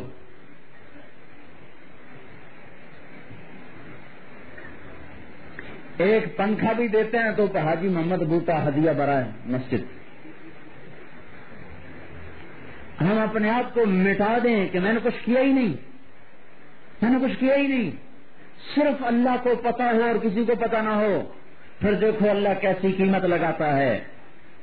ہم لوگوں سے کچھ نہیں چاہتے، نہ آہ نہ واہ۔ یہ ایمان سیکھنا فرض ہے، عبادات کا سیکھنا فرض ہے، اخلاق کا سیکھنا فرض ہے، اور اخلاص کا سیکھنا فرض ہے۔ یہ 4 باتیں دل میں اتارنا ہر مسلمان مرد عورت پر فرض ہے۔ ایمان نہیں تو کافر ہو گیا، عبادات نہیں تو پہلے سوال میں ہی فیل ہو گیا، کہ پہلا سوال ہی قیامت کے دن نماز کا ہے، اگر نماز کوئی نہیں تو سیدھا جہنم میں۔ پھر اگر معاملات کوئی نہیں ہے تو پہلے سوال میں تو پاس ہو گیا، دوسرے سوال میں اٹک گیا، کسی کا حق مارا، کسی کو گالی دی، کسی کی زمین دبائی، کسی سے بدتمیزی کی، کسی کے ساتھ بداخلاقی سے پیش آیا، تو وہ سارے اس کی نیکیاں اٹھا کے لے گئے اور یہ خالی ہاتھ جہنم میں چلا گیا۔ اور اگر اخلاص کوئی نہیں تو سارا عمل مردود ہو گیا کہ اللہ کے لیے کیا ہی نہیں۔ تو یہ بنیادی باتیں ہیں جو تبلیغ میں سیکھنے کی دعوت دی جا رہی ہے کہ ان کو گھروں سے نکل کے سیکھو میرے بھائیوں، یہ گھر بیٹھے سیکھنے کا سودا نہیں ہے۔ پھر دوسری نسبت ہمیں حضرت محمد صلی اللہ علیہ وسلم سے وہ ختم نبوت کی ہے کہ ہم حضرت محمد صلی اللہ تعالی علیہ وسلم کو آخری نبی مانتے ہیں، آخری، لا نبی بعدہ، آپ کے بعد کوئی نبی نہیں۔ اچھا، آپ کے بعد کوئی نبی نہیں تو دنیا میں اسلام کون پھیلائے؟ مدینہ ٹاؤن والے کہتے ہیں ہم تو فارغ ہی نہیں، کوئی کہتا ہے میں ملازم ہوں، کوئی کہتا ہے میں تاجر ہوں، کوئی کہتا ہے میرے چھوٹے بچے، کوئی کہتا ہے میں تو مزدور آدمی ہوں، غریب آدمی ہوں، تازہ روٹی جماتا ہوں، اور ساری دنیا کے پاس عذر موجود ہیں۔ تو یہ سوال باقی رہتا ہے کہ نبی تو ہیں سارے عالم کے، اور اب بھی اس وقت دنیا میں کروڑوں انسان ایسے ہیں جن کو پتہ ہی نہیں کہ دنیا میں مسلمان بھی کوئی قوم ہے، اسلام بھی کوئی مذہب ہے۔ چلو ان کو چھوڑو، اپنے مسلمان جو دین سے ہٹے پڑے ہیں، 95% لوگ فیصل آباد میں نماز نہیں پڑھتے، 1000 میں سے 999 لوگ ہیں جو غلط طریقے پہ کمائیاں کر رہے ہیں، 1000 میں 1 آدمی آپ کو ملے گا جو حلال کماتا ہو، اور وہ جو حلال کمانے والا ہے وہ ان میں اگر ان کو جمع کیا جائے تو ان میں آپ کو ایک بھی ایسا نظر نہیں آئے گا جو خرچ بھی صحیح کرتا ہو، کہ چونکہ سوال 2 ہیں، کمایا کہاں سے تھا، دوسرا سوال کہاں خرچ کیا تھا۔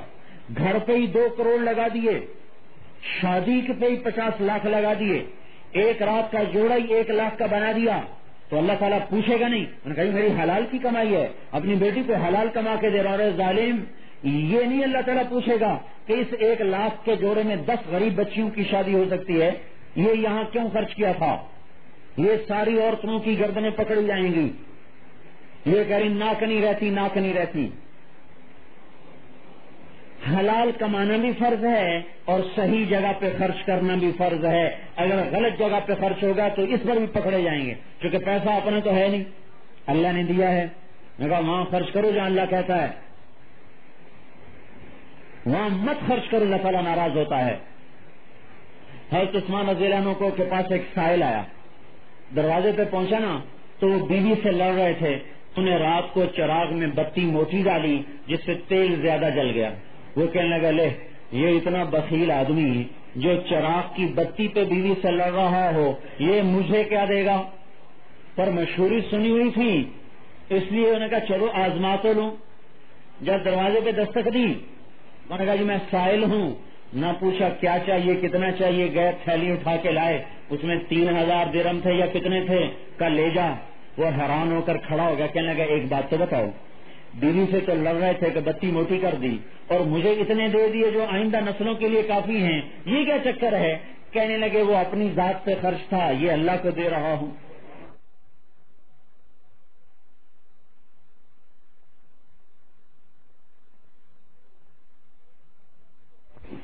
تو اب نبی تو ہے کوئی نہیں, نبی آئے گا کوئی نہیں, تو یہ سوال اٹھتا ہے پھر کس کے ذمے ہے اس بھٹکی انسانیت کو اللہ کا پیغام سنانا؟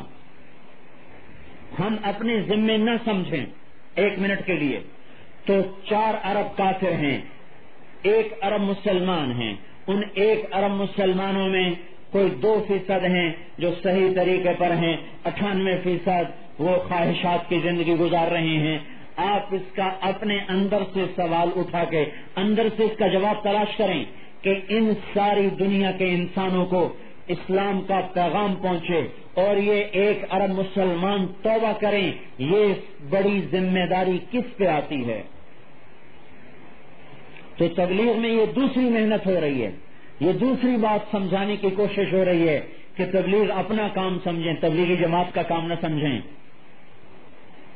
ہم اس لیے تبلیغ میں نہیں جاتے کہ ہم نے تبلیغی جماعت میں وقت لگایا ہوا ہے یا ہم نے رائن میں پڑا ہوا ہے, اس لیے نہیں. نہیں, یہ اللہ تعالیٰ کہہ رہا ہے کنتم خیر امۃ اخرجت للناس تأمرون بالمعروف وتنہون عن المنکر وتؤمنون باللہ.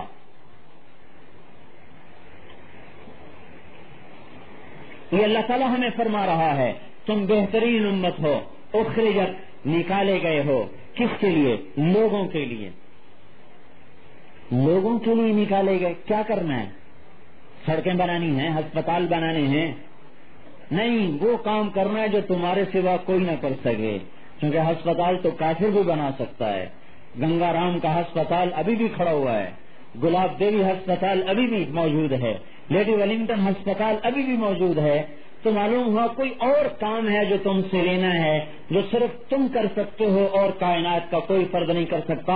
وہ ہے تأمرون بالمعروف وتنہون عن المنکر وتؤمنون باللہ, کہ تم بھلائی پھیلاؤ یعنی کلمہ پھیلاؤ اور برائی مٹاؤ یعنی شرک مٹاؤ.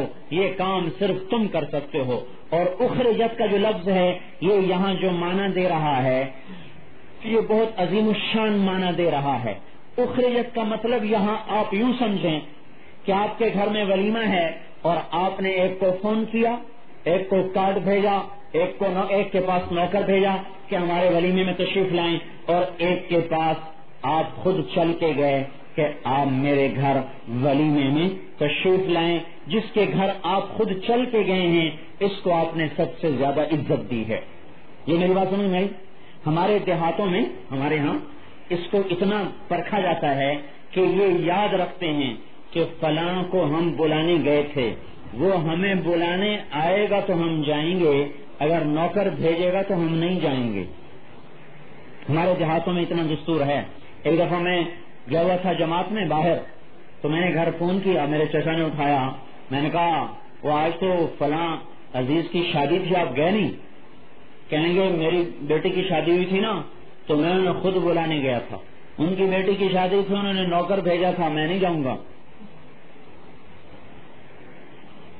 خود بلانا اعزاز سمجھا جاتا ہے. مطلب میں یہ بتانا چاہتا ہوں خود بلانے کے لیے جانا. تو لفظ اخرجت یہاں یہ مطلب ادا کر رہا ہے کہ اے امت محمد تمہارا رب تمہیں خود بلانے آیا ہے, تمہارے دروازے پہ آیا کھڑا ہے تمہیں بلانے کے لیے, آؤ.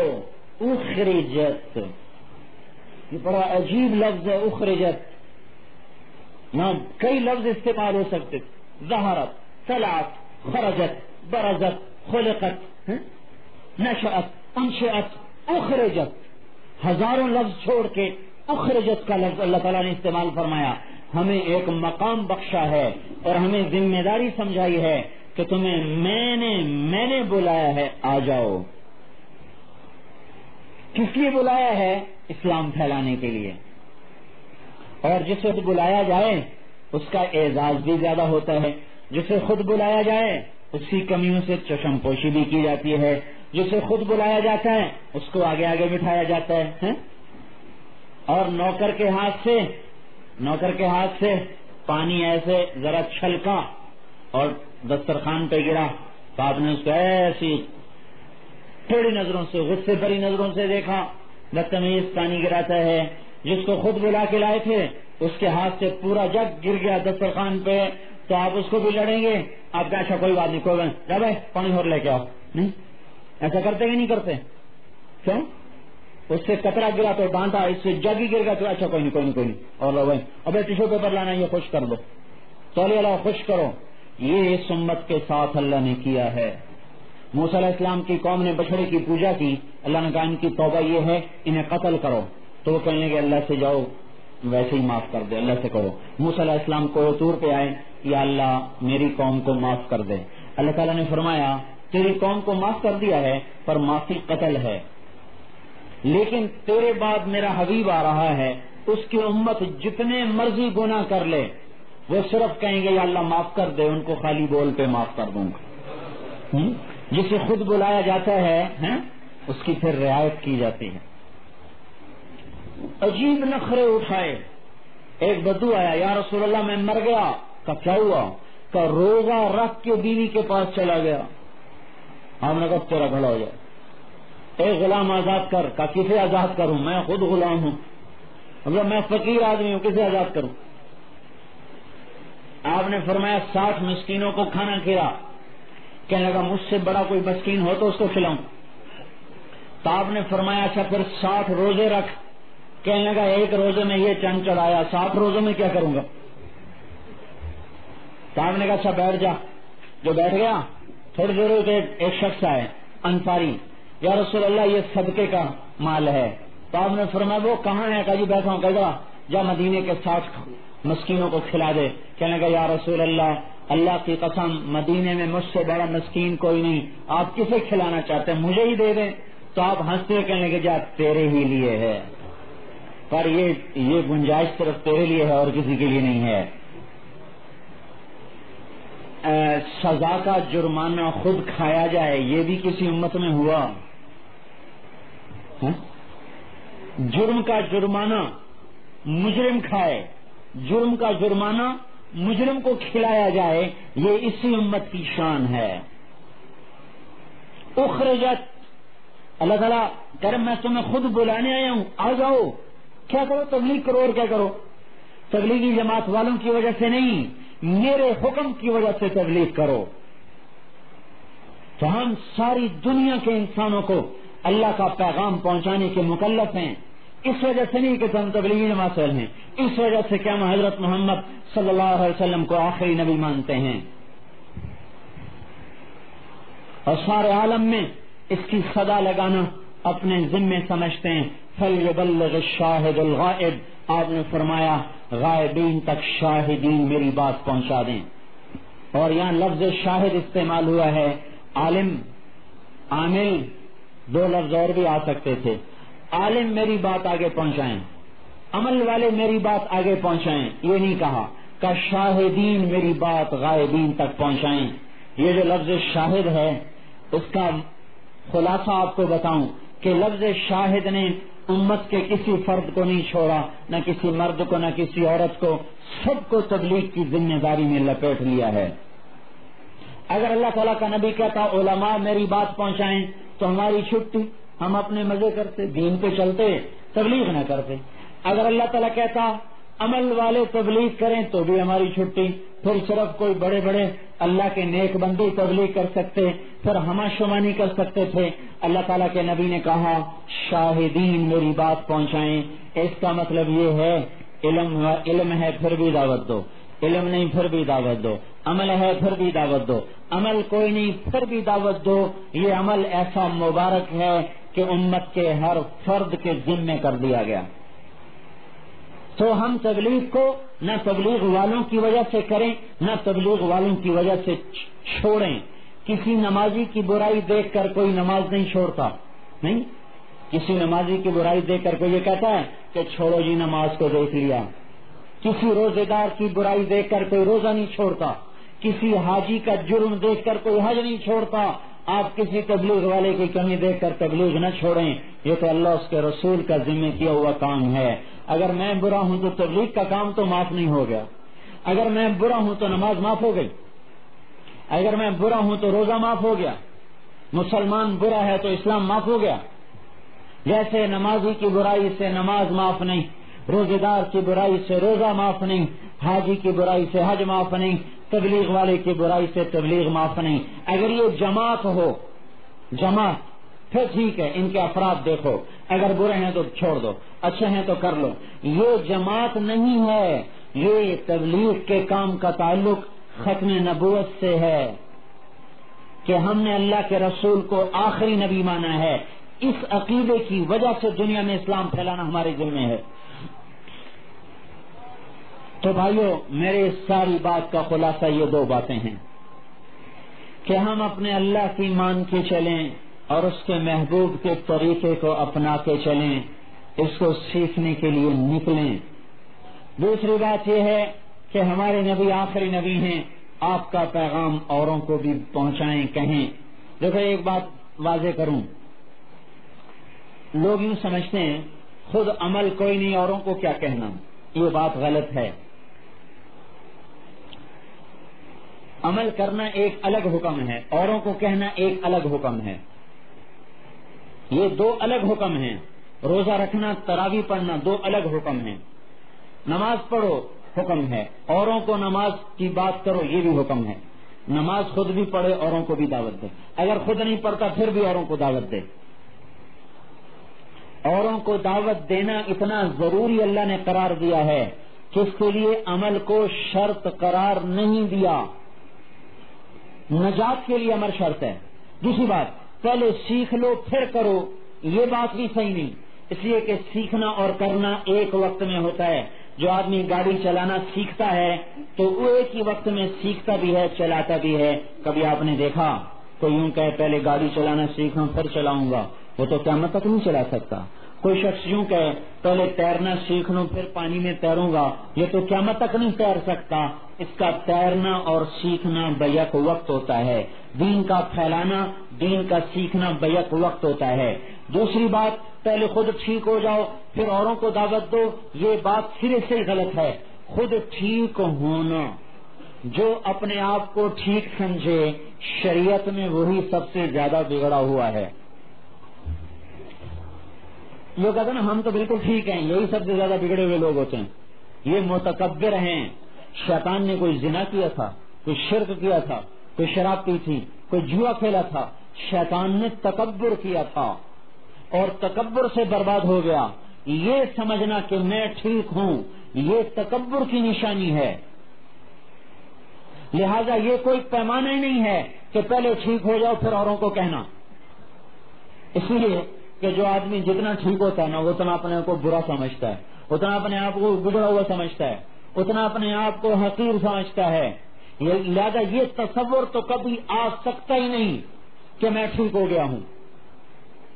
جسمانی صحت میں تو آدمی دعویٰ کر سکتا ہے میں ٹھیک ہوں، لیکن ایمانی صحت میں جتنا ایمان بڑھتا ہے اتنی تواضع بڑھتی ہے، اتنی اپنی نفی بڑھتی ہے۔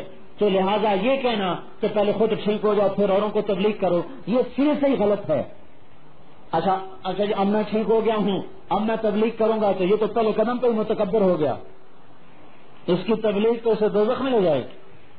جو یوں کہے میں بھی بے عمل ہوں میرے مولا، تیرے بندوں کو دعوت دیتا ہوں، میں بھی شاید ٹھیک ہو جاؤں، مجھے بھی اللہ راہ راست مل جائے، یہ وہ جذبہ ہے جو اللہ اندر میں دیکھنا چاہتا ہے۔ پھر پہلے اپنے گھر کو ٹھیک کرو پھر اوروں کو ٹھیک کرو، یہ جملہ بھی غلط ہے۔ ٹھیک کرنا کوئی آپ کے ہاتھ میں ہے، آپ اپنے گھر کو ٹھیک کر سکتے ہیں؟ حضور صلی اللہ علیہ وسلم اپنے چچا کو ہدایت نہ دے سکے، بنو ہاشم کو ہدایت نہ دے سکے، وہ تو اللہ کے رسول کے ہاتھ میں نہیں ہے کہ وہ کسی کے دل میں ایمان اتار دیں۔ ہاں اپنے گھر پر بھی میں لفظ بدلیں، ٹھیک کرنے کا لفظ نہ کہو، کیونکہ اپنے گھر پر بھی محنت کرو، اپنے پڑوس پر بھی محنت کرو، ساری دنیا میں بیک وقت محنت کریں۔ اس لیے میرے بھائیوں، خدا نہ خواستہ اگر اپنے گھر کا ٹھیک ہونا مقدر میں نہیں ہے تو پھر اوروں کو پر محنت کرنا چھوڑ دیں. اپنا گھر تو ٹھیک نہیں، اوروں کو تبلیغ کرتے ہیں، یہ تانا تو نبیوں کو جا کے پڑے گا.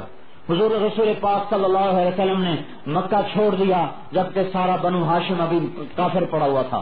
بنو ہاشم میں حضرت علی، حضرت عباس، حضرت عقیل، حضرت حمزہ، 4 آدمی مسلمان، باقی سارا خاندان ابھی کافر ہے. لیکن آپ نے قبیلوں کو دعوت دی، عام قریش کو دعوت دی. جب انہوں نے ٹھکرا دیا تو چھوڑ کے مدینہ چلے گئے. کیسر کو دعوت دی، کسرا کو دعوت دی.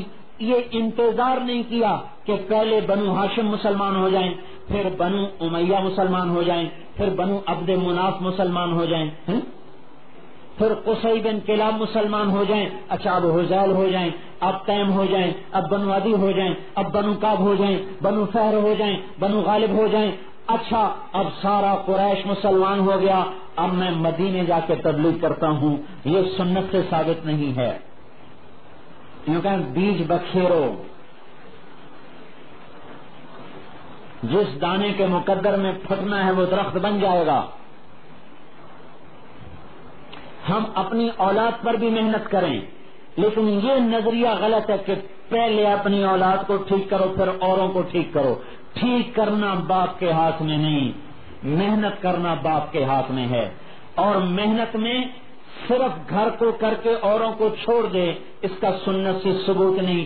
مکی زندگی آپ کے سامنے ہے کہ مکے میں صرف 250 مسلمان ہوئے اور آپ مکہ چھوڑ کے چلے گئے. صرف 250 مسلمان تھے. 6 ہجری میں تو حضرت عمر مسلمان ہوئے ہیں اور اس وقت 40 عدد تھا. 6 سال میں صرف 40 آدمی مسلمان ہوئے، اور اوپر کے 4 سال میں حمزہ اور عمر کے اسلام لانے سے مسلمانوں میں طاقت پیدا ہو گئی تو کوئی 250 مسلمان ہوئے اور آپ ہجرت کر کے مکہ چھوڑ کے مدینے تشریف لے گئے. محنت بیک وقت ہے. اپنوں پر بھی گھر والوں کا حق زیادہ ہے، اولاد پہ زیادہ محنت کریں. اسے ہم چلہ کہتے ہیں، چلہ باہر لگائے، سال اپنے گھر پہ محنت، 10 مہینے بچوں پہ محنت کرے. لیکن یہاں بچوں پہ کون محنت کرتا ہے؟ بچے گئے اسکول میں، میاں گیا دفتر میں یا گیا دکان میں، پھر بچے اسکول سے آئے تو ٹیوشن ماسٹر نے پکڑ لیا، وہ پکڑ گئے ٹیوشن ماسٹر کے پاس، اور اتنے میں شام ہو گئی تو ٹیلی ویژن کھل گیا. اب ماں بھی ٹیلی ویژن کے سامنے اور ابا آیا تھکا تھکایا، روٹی کھا کے وہ سو گیا یا اس نے بھی کوئی پروگرام دیکھا، پھر یہ بھی سو گیا وہ بھی سو گیا. آپ بچوں پہ محنت کون کرتا ہے؟ ان کو تو حوالے کیا سکول ماسٹروں کے ہاتھ میں. کوئی سکول ماسٹر بھی تربیت کر سکتے ہیں، اور آج کل کے سکول ماسٹر جو صرف تنخواہ لینا جانتے ہیں. میں جب تھا نا 9ویں جماعت میں آیا نا سینٹرل ماڈل اسکول لاہور میں، تو میرے اردو کے استاد تھے آصم صاحب.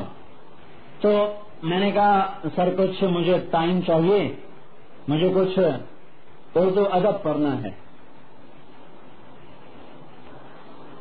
فرمانے کہ بیٹا جب مرضی آ جاؤ، میں اپنا علم بیچا نہیں کرتا، حکومت جو مجھے تنخواہ دیتی ہے اس میں میرا پورا گزارا ہو جاتا ہے. تم جب بھی آؤ گے میں تمہیں پڑھا دوں گا، میں علم کو بیچا نہیں کرتا.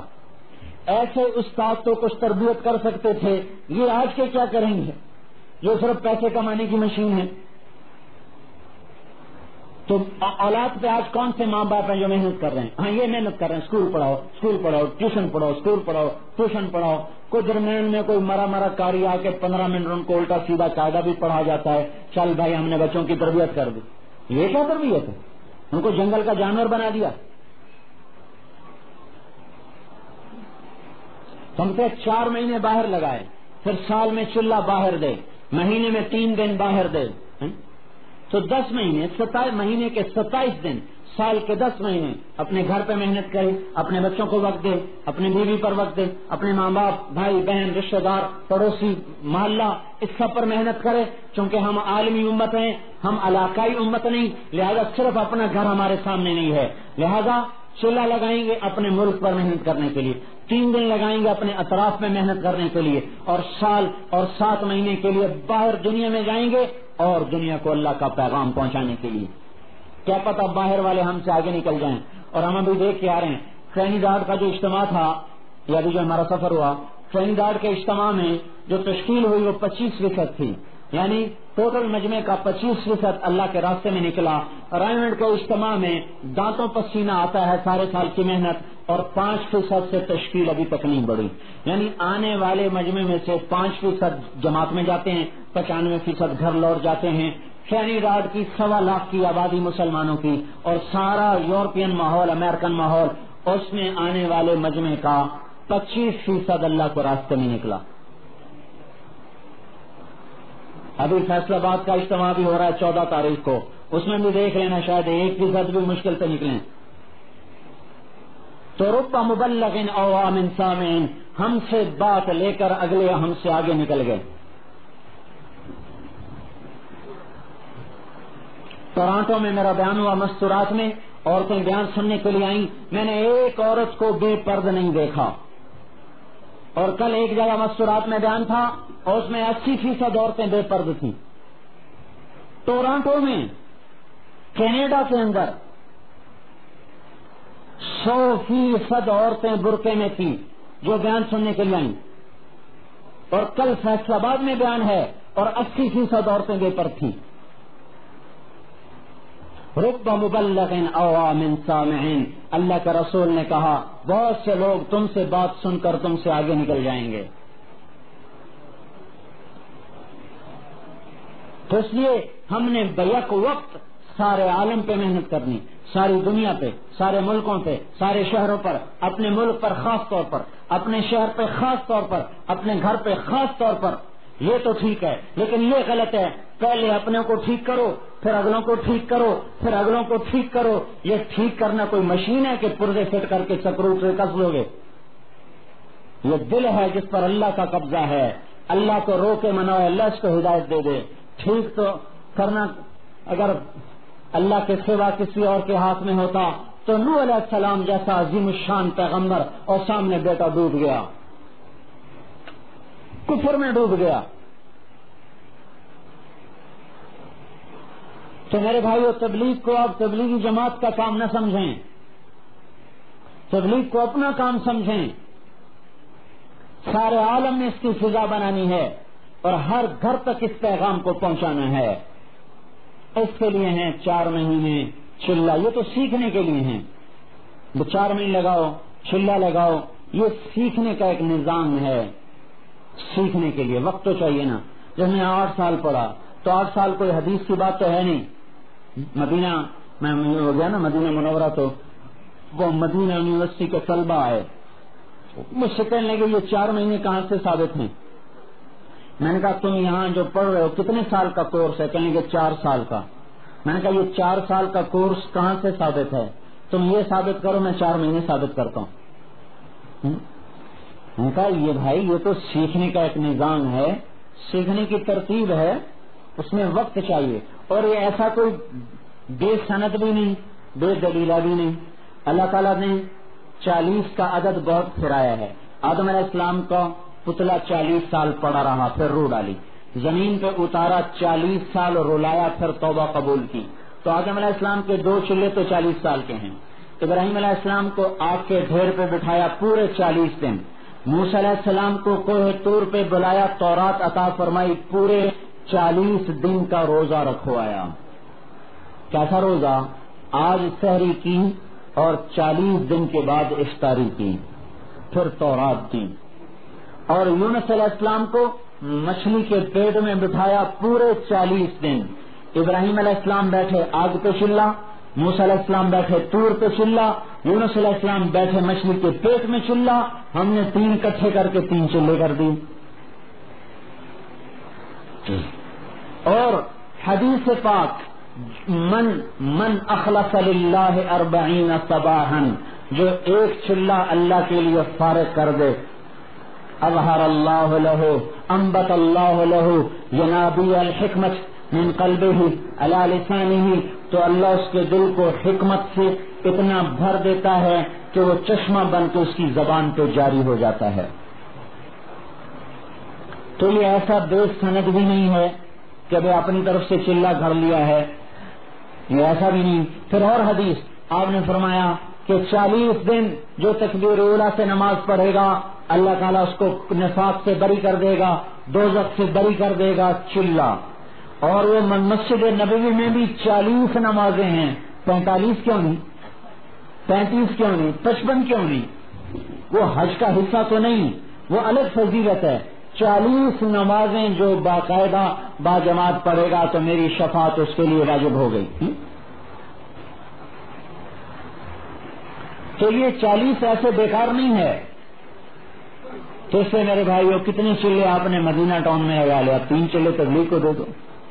کتنے چلے دفتر میں لگا لیے؟ اب کو 1 چلہ تبلیغ میں دے دیں. تو آپ بتاؤ بھائی کون بھائی ہے اس کے لیے ہمت کرتا؟ اتفاق مسجد کی جماعت ہو نقد فیصلہ آباد کے اجتماع سے. ہاں جی فرمائیں جی. اللهم لك الحمد كما أنت أهله فصل على محمد كما أنت أهله وافعل بنا ما أنت أهله إنك أهل التقوى وأهل المغفرة.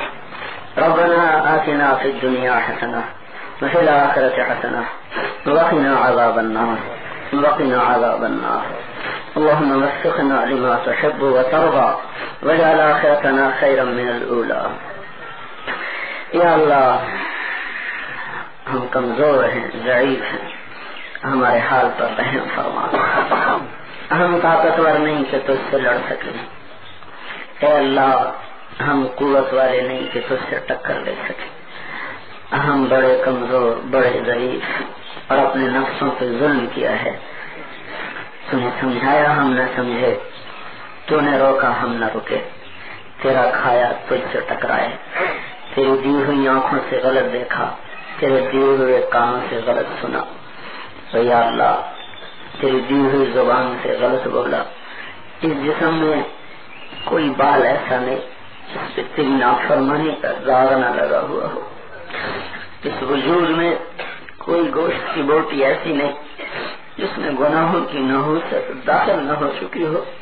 یا اللہ اگر تو نے معاف نہیں کیا ہمارے لیے ہلاکت بربادی ہے. اے ہمارے رب, اے رحیم کریم اللہ, ہمارے حال پہ رحم فرما دے, ہمارے گناہوں کو معاف فرما دے. یا اللہ آج تک زندگی تیری نافرمانی میں گزری ہے, آج تک تیری ناشکری میں گزری ہے, اور یہ اتنے بندے تیرے اور اتنی بندیاں تیرے سامنے اپنے گناہوں کے اعتراف میں ہاتھ اٹھائے ہوئے ہیں. تو سخیوں سے بھی بڑا سخی ہے. معاف کرنا تیری صفت ہے, درگزر کرنا تجھے پسند ہے.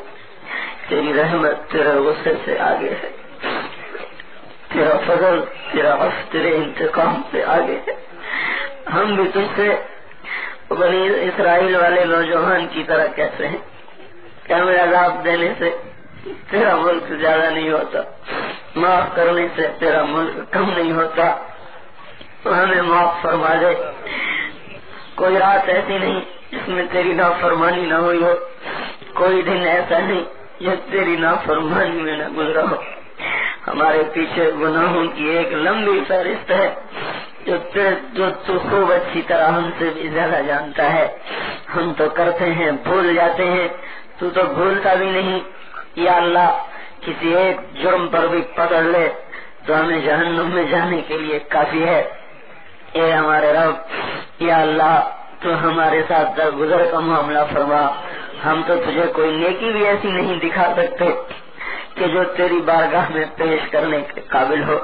ہم تو آج تک یا اللہ ایک سجدہ ایسا نہیں کر سکے کہ جس میں صرف تو ہی تو ہو, تیرا غیر نہ ہو. ہمارے تو سجدے بھی دنیا کھا گئی, ہماری نمازیں بھی دنیا سے آلودہ ہو گئی. ہم تجھے منہ دکھانے کے قابل نہ رہے, زمین پہ چلنے کے قابل نہ رہے. یا اللہ تو ہی ہے اس گھاٹی سے پار لگانے والا. اپنے حبیب کی امت پر رحم فرما دے. ہماری اجتماعی انفرادی زندگی میں جو بھی نافرمانی آ چکی ہیں معاف کر دے. یا اللہ تیرے حبیب کی امت کو اجڑے بڑی صدیاں گزری ہیں, ان کو اوروں کے ہاتھوں مرتے پٹتے بڑا زمانہ گزرا ہے. اس امت کا خون بھیڑ بکری سے بھی سستا ہو گیا ہے. یہ زمین صدیوں سے تیرے نبی کی امت کے خون سے سیراب ہو گئی ہے. یا اللہ ہمارے گھروں سے امن اٹھ گیا, ہمارے بازاروں سے امن اٹھ گیا. ہر وقت آفتوں میں گر گئے ہیں, اپنے گناہوں کی وجہ سے گرے ہیں. ہمارے گناہ اس قابل ہے کہ زمین آسمان ہم پہ ٹوٹ پڑتے. تیرا رحم و کرم ہے کہ ہم سانس لے رہے ہیں اور تو ہمیں کھلا رہا ہے پلا رہا ہے. یا اللہ اپنے غضب کے دروازے بند فرما دے. ہم تجھے ناراض کر چکے, ہمیں پتا ہے تو ناراض ہوا ہے. اے اللہ نفرتوں کی آگ جو بھڑک رہی ہے تیری نافرمانی کا پتہ دے رہی ہے. محبتیں جو اٹھ گئی ہیں وہ تیری ناراضگی کا پتہ دے رہی ہیں.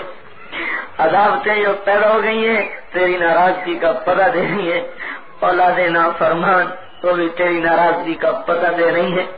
یا اللہ ہمارے پاس کوئی عمل تجھے راضی کرنے والا ہے نہیں, نہ ہم پیش کر سکتے ہیں نہ ہم دکھا سکتے ہیں. یا اللہ تو اپنے فضل سے ہی راضی ہو جا. اس غفلت کی فضا میں یہ اتنے بندے تیرے سامنے ہاتھ اٹھائیں, اتنے بندے کسی بخیل کے در پہ چلے جائیں, اس کو بھی شرم آ جائے.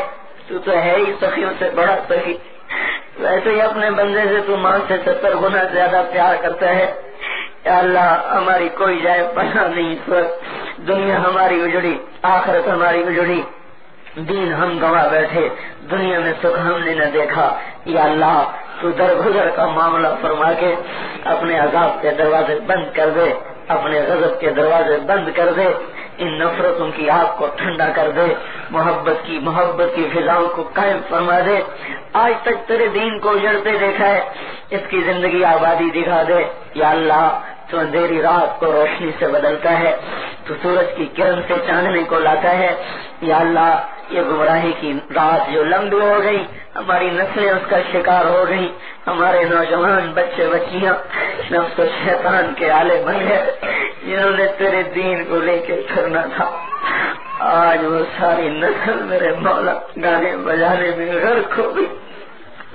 انہوں نے تیرا قرآن سنانا تھا, انہوں نے تیرے پیغام کو لے کے پھرنا تھا.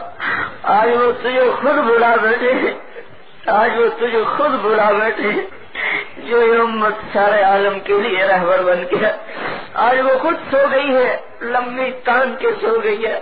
ہمیں جھنجھوڑ دے یا اللہ, ہمیں غفلت کی نیند سے بیدار کر دے. یا اللہ ہمارے بس سے بات نکل چکی ہے, نفس و شیطان کا راج ہو چکا ہے. یا اللہ آج کے شیاطین کو اور آج کے فرعونوں کو اور آج کے قاہروں کو اپنی قہاری دکھا, اپنی طاقت کو ظاہر فرما. آج کی دنیا کہتی ہے اسلام پہلی صدی کے لیے تھا, آج کے لیے نہیں ہے. تو آج اس کو زندہ کر کے دکھا کہ یہ تیرے حبیب کی زندگی ہے جو قیامت تک کے لیے ہے. جھونپڑے میں بھی اپنے حبیب کی زندگی کو زندہ فرما, ان گھروں میں بھی زندہ فرما. یا اللہ بازاروں میں گلیوں میں ہر طرف جہاں تیرا دین ٹوٹ رہا ہے, تیرے نبی کے طریقے ٹوٹ رہے ہیں, ہماری بے بسی پر رحم فرما. ہم تو ایک قدم چلنا چاہتے ہیں, سارا ماحول 100 قدم ہمیں پیچھے دھکیل دیتا ہے. اپنے بھی دین پہ چلنے سے رکاوٹ بن گئے, پرائے بھی رکاوٹ بن گئے. نافرمانی پر چلنے کے راستے کشادہ ہو گئے, ان پر چلنے والوں کے لیے ہر طرف ساتھی موجود, اور تیرے دین پر چلنے والوں کا کوئی ساتھ دینے والا نہیں. ماں باپ بھی آج کل ساتھ چھوڑ جاتے ہیں. یا اللہ اس کالی زندگی کو اور اس اندھیر زندگی کو اب بدل دے, اپنی قوت سے بدل دے, اپنی قوت سے بدل دے. تو ہماری زندگیوں میں اپنی پسندیدہ زندگی کو یا اللہ داخل فرما دے. دیہات میں, شہر میں, مردوں میں, عورتوں میں, امیروں میں, غریبوں میں اپنے حبیب کی زندگی کو زندہ فرما دے.